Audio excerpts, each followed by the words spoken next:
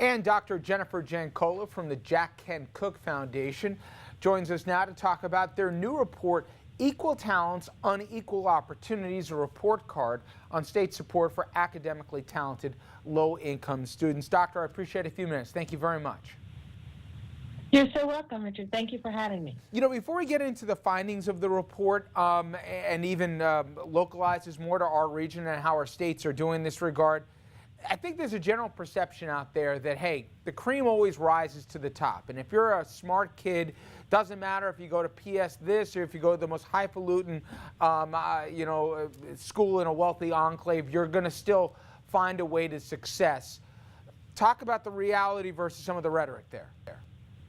You're absolutely right, Richard. There is a perception that smart students will be fine on their own, but the truth is that's not true. If you are a very smart student who happens to be born to a lower income family, your chances of rising in school and reaching advanced levels of performance are far lower than if you're born into a higher income family. We call this gap the excellence gap. We talk a lot in this country, and we have for the past decade talked about achievement gaps and making sure that all students are reaching proficiency.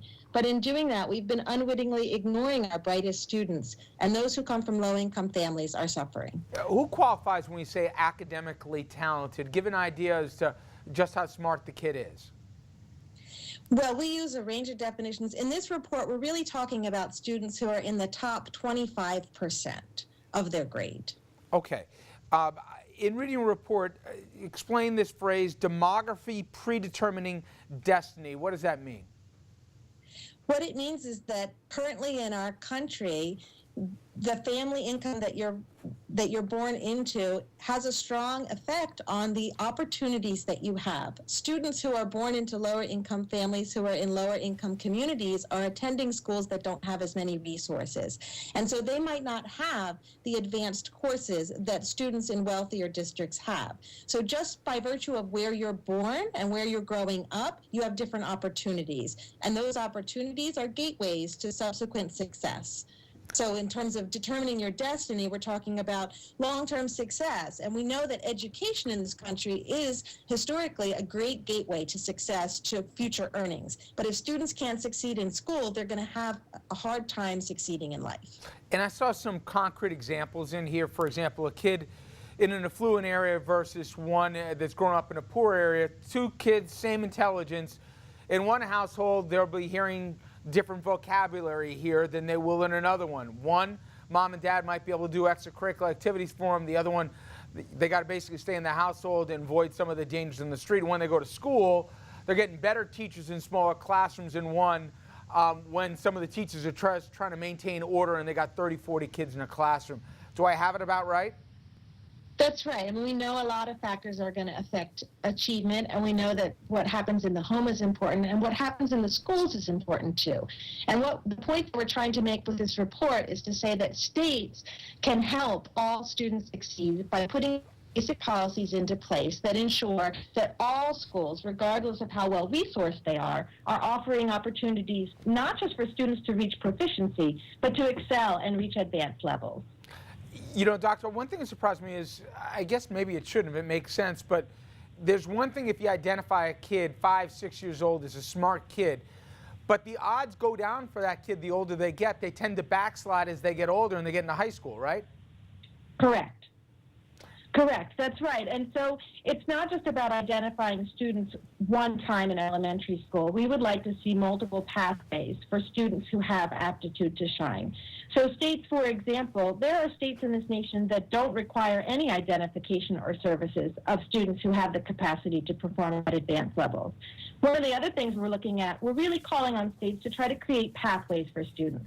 And one way they can do that is to ensure that their schools allow students to progress through their education at a pace that matches their intellect.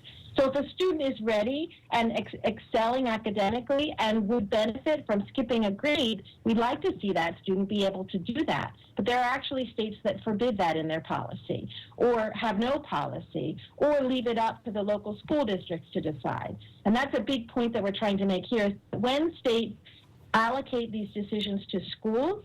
We believe that the better, higher resourced schools will choose to put services in places, and schools that don't have as many resources may choose not to. And the student who suffers from that is the student who is really academically talented. And for anyone at home to think, oh, this is some problem in Mississippi or in some state here, tri-state area, if they're watching us in New York, New Jersey, or Connecticut, we're talking about D's in certain cases and D pluses. It's not like our area is doing very well in this regard either, is it?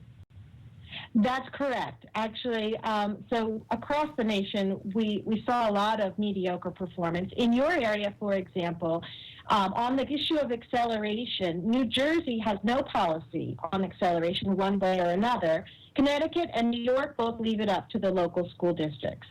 In New York, schools are not required to identify or serve advanced learners. In Connecticut and New Jersey, they are required to be identified, but Connecticut does not require that schools provide any services. And we would like to argue that if a student is identified and not served, that's not helping that student. And again, we're with Dr. Giancola here. And okay, so somebody at home says, who'd be against this? This is in the national interest, one would think, here. If you identify smart kids wherever they are, but especially in poor areas, it's in America's best interest that we identify the kids and we try and foster them to be the most that they can be. But then they're going to say, all right, doctor, where's this money coming from? How much are we talking about? School districts are already stressed right now with shortfalls. Where are we going to find this money? Well, the good thing is that the policies that we're asking for don't cost a lot of money. In fact, if you think about acceleration, allowing a student to complete his or her education in a year quicker is actually saving the state money because they have one less year to support that. The other thing we're calling for is really not funding for programs, but paying more attention to this issue. As you said, a lot of people think smart students, they're fine on their own. But excellence gaps we found exist in every state. We would like to see all states be tracking the progress of their students and breaking out low-income students. In New York, for example, you have 7% of your fourth graders who are reaching the advanced level in math. And that's good. That's about on par with the national average of 8%. But if you split out the low-income students, only 3% of those students reach that advanced level in fourth grade math, compared to 11% of other students. So we're calling on states to be more transparent, and they already have accountability systems in place, so it's not going to cost money to put more measures in those systems. It's just looking at the problem in a different way.